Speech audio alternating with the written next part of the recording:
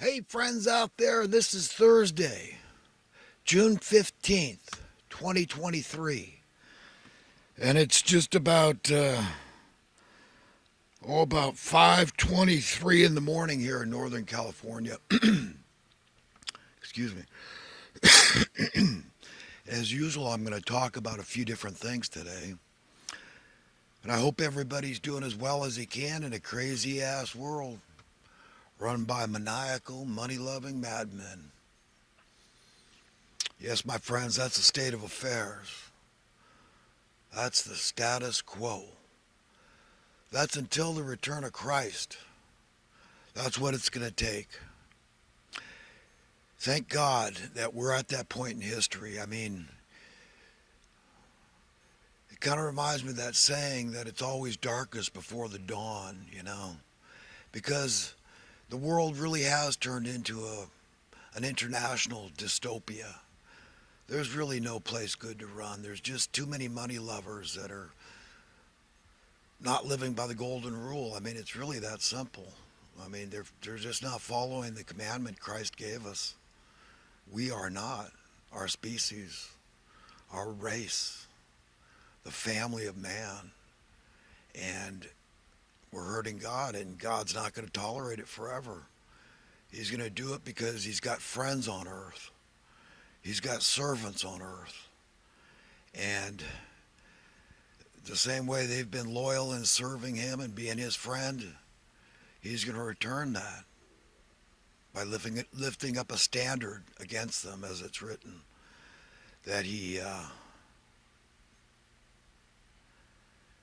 takes the best laid plans of the wicked and brings them to nothing. And these plans have been going on a long time about permanent world domination against the commoners, which in the minds of the elitists are those that are lesser men, and they deserve to be trampled on, taken advantage of. They're like these people ruling the world are like self-appointed gods. And as written in Scripture also, that our battle is not against flesh and blood, but against the forces of evil in high places, evil men, and their multitudes of evil, often unwitting minions that do their bidding. There's a lot that are just taking the path of least resistance. They don't question it. They're just those passive followers. It's kind of like the type these Nazi soldiers probably were. They said, well, I know this isn't right, but, we get a paycheck. They pay us. Don't bite the hand that feeds you. And they're in control. And just look at the obvious that they control the purse strings, and hey, they got the power. So, who are you going to pay your allegiance to? That's who it's logical to pay your allegiance to, right? The evil ones. And everybody can get it. There's talk about the mark of the beast in Scripture, and I have no idea what that is. But, I imagine it could just be an invisible mark, that God sees. Because God sees things men don't. I can't read the motives of anybody else's heart. I don't even know like Scripture says again.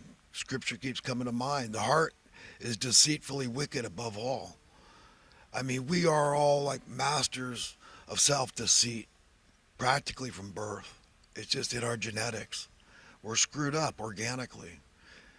A lot of things bug me. A lot of things organically bug me.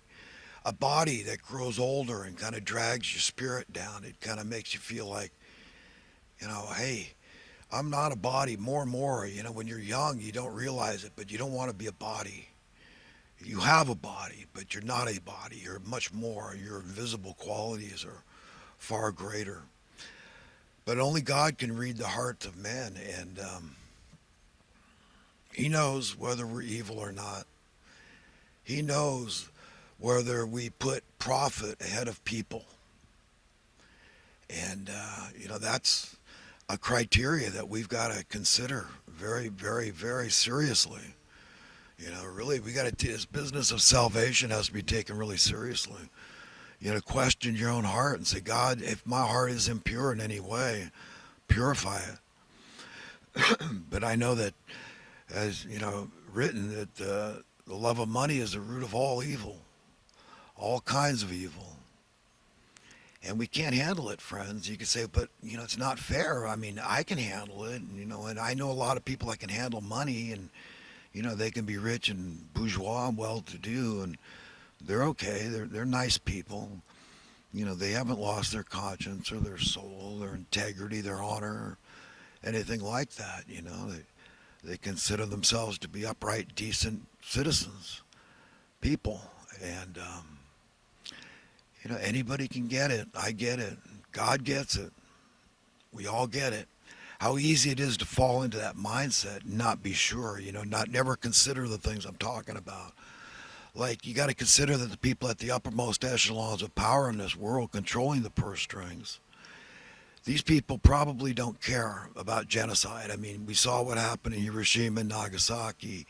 I mean, that's the kind of stuff they're willing to do. If it takes wiping out huge swaths of the population, they just don't need them anymore because of the industrial age. I mean, we've just got, it's too easy to manufacture all the stuff we want and need. So they don't really need so many, in their minds, useless feeders. So, they really don't care. So consider that if you ask them, sat them down, come to Jesus meeting and said, hey, you can keep all your wealth, but 2/3 of the world's population's got to die, or even one person has to die. You see, you need to ask yourself, ask God to reveal it to you if you're evil in that sense. You understand? It's easy to be evil and not know it, to be totally unaware, oblivious to it. It can happen to all of us. I believe in some way, to some degree, that we're all willfully delusional, deluded. We self-delude. We put blinders on. It's kind of a coping mechanism. Cognitive dissonance. So it's kind of a defense against evil. It's almost like a godly instinct that's kicking in that's saying, hey, I got to run, man. I got to get away from this. This is why people pray. This is why people turn to God for answers and relief. Because, I mean, I want to know. I mean, I've really enjoyed being a human. Life's good. I've had a good life. I continue to have a good life to this day. No complaints as far as that goes. But I don't like this thing we call death. And when you read that there's a way out of this thing we call death, okay, by being an upright character, by being pure of heart, by being found worthy and deserving, by wanting, knowing what we want. Do you want to live forever in a perfect world? Ask yourself that. Have you really thought about it? In order to get what we want, we have to first consider carefully what we really want, what we're really after, in life. If it really is this eternal thing, then where are we going? What's it all about, And when you've got to look through God's perspective, it's the only answer I have. It really is just to consider God as just the finest, best, most powerful set of parents, most loving, most understanding, most compassionate, most considerate set of parents that any of us can ever have. I mean, they could do stuff for us that our parents, they wish they could save our lives. They might temporarily, and people save other people's lives all the time. They get called heroes, right? But they're only saving their mortal life